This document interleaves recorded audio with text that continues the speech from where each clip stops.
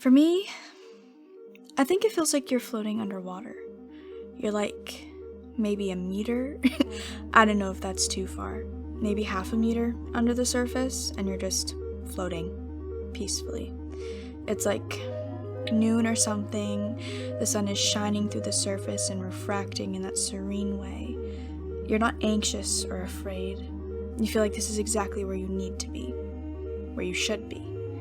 There's nothing around you, just blue. And then eventually, you start slowly sinking. It doesn't scare you at all. It barely phases you. You just sink. Gradually, the light from the surface starts fading until eventually you've hit the bottom. It's just black down there, and then that's it. You're gone. Really? Mm-hmm. I think it's kind of the opposite. I think it's like you're floating in space. Like you've left Earth and this world as we know it behind, and all of a sudden you're rocketing through the stars. And you keep going and going until like things start to fade. The universe as we know it continues without you, but you stay. Like you're trapped in time. Eventually you're there for so long you like start to outlive things. Planets, stars, the universe. Things leave, but you stay. You're like eternal. You keep living and living till all the lights go out.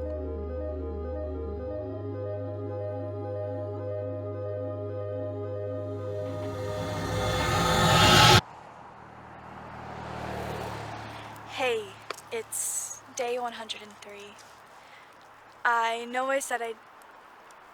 Actually, I don't want to start this like that. Never mind. My day was good. You know, good. I just did air quotes, you can't see that. I didn't just stay in bed all day. I got up, I walked around a bit. I didn't leave my house until just right now, but I'm okay with that. I watched a movie. Well, you wouldn't have liked it, but I thought it was good. I know exactly what you would have said about it. Fuck it, I'll cut to the chase. I know I said I wouldn't call again, but I thought I should because I didn't cry today. For the first time in 117 days, I haven't cried all day, and it's not that I didn't think about you, it's just that I didn't cry about it, which feels weird. I didn't even realize it didn't happen until I was eating dinner and I almost broke it right then and there. I don't know if it was like a reaction to the realization or if I felt it was mandatory, like a once per day kind of thing or something. I don't know, but I just wanted you to know I didn't cry today.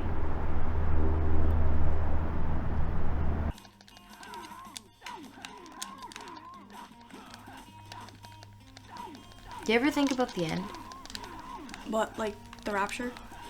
No, like how in a million years from now, nothing you do will have mattered. No, not really. That doesn't bother you at all? No, like, I've never really understood that sentiment. Like, why is a million years this huge milestone? Like, who gives a shit what happens in a billion years? Why should that affect anything that happens right now? Your life isn't about a billion years from now, it's about now.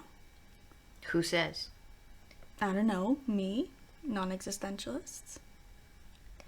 But like, I won't affect anything out of my lifetime. I'm here, then I'm gone. What does that matter? What's it for? I just said it's for you. What do I get out of that? Self-fulfillment. You okay? Yeah, I'm great.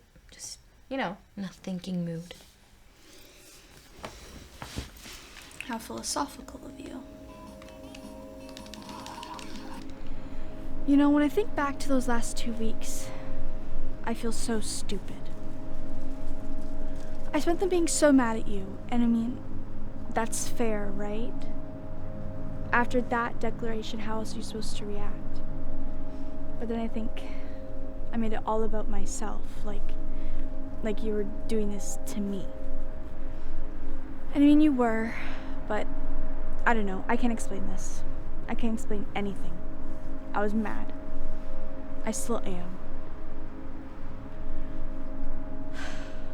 What you did was really selfish. You know that? I mean, of course you don't. You're gone. Your time has run out. Thank you for calling. Goodbye.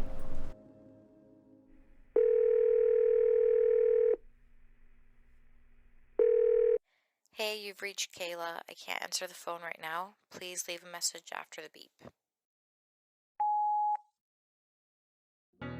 Sorry, voicemail ran out, but I still got stuff to say. This is gonna be so stupidly cliche of me, but I don't know, it comes to mind. It's times like these I wish you didn't convince me there was no afterlife. I really wish you could hear me. You remember that shit? We were like 15 in your hippie ass bedroom. It was the anniversary of Cleo's death and we hadn't gotten another cat since then, so I was all hung up about it, and I was talking about how I'd hoped she'd gone to kitty heaven, and I was like getting all sappy and shit, and then you turned to me, looked me dead in the eyes, and said, "Eve, there's nothing up there. If a God exists, why is terminal brain cancer in children a thing?" And I was like, well shit, you're right. That was all it took. God, you were insufferable. I was always afraid of what would happen to me when you were gone. I felt so guilty, because that was like the first thought that popped into my head after you told me. I hear, "I'm gonna take my own life in exactly 2 weeks, and there's nothing you can do to stop me." And my first fucking thought was, I can't do this without you. It wasn't, you need help, or please don't. I was just immediately concerned with my well-being. What I would do after you were gone. But hey, I guess that balances out. What you did was selfish enough, so I'm probably entitled to one selfish thought. Well, more than one. That was fucking evil of you, by the way. Why not 2 days? I had to walk around with that secret for 2 whole weeks. I didn't know if you were gonna go through with it, but I didn't want to test that. I felt hopeless, and I think I get that was the point, but like, where the fuck did that come from? I was nothing but nice to you. One day you were my best friend, the next day you were destined to make me feel like shit for the rest of my life? Did I miss the warning signs? Was I too stupid to see this coming? What happened to you? Sorry. Like, God, I don't know. It was something like day 9 or 10 or whatever, and we were in your room. I had my head in your lap, just sobbing. I was saying like, what will I do when you're gone? And you said, I won't be gone. With such calm and purpose that it actually calmed me down. I still wonder what those words meant. Like, if you meant that your memory would live on in me? Is this your way to affect the world outside of your lifetime? God, that's such a you thing to do. I guess that would make sense, but I can't be sure. It's not that I can ask you. I don't understand anything anymore. I miss you. I miss who you were. You were the one person I felt comfortable with.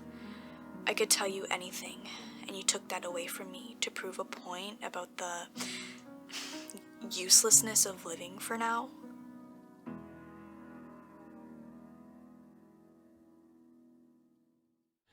Okay, but this you haven't heard because I just thought of it now. What you did didn't work. I mean, not fully. It's confusing. What you meant about how there's no point for being alive right now is bullshit, because I'm here. You aren't, but I am. Without being here right now, there's no point to your infinite future, because then there's nobody to remember you. I have to live and pick up the pieces you left. I remember you. I remember everyone. I remember fucking Cleo still. I live my life. I'm in this park right now. After this, I'll go get dinner. I'll call my mom. I'll call your mom. Point is, I'm still here. After all this, after your stupid fucking plan, I'm still here. Without the people you left behind, it means Nothing. So maybe you're right. Maybe you are still here. But I am too. And that's why you were wrong, I guess. Okay, so fuck you. I love you, and I miss you, and I promise this will be the actual last call. Goodbye.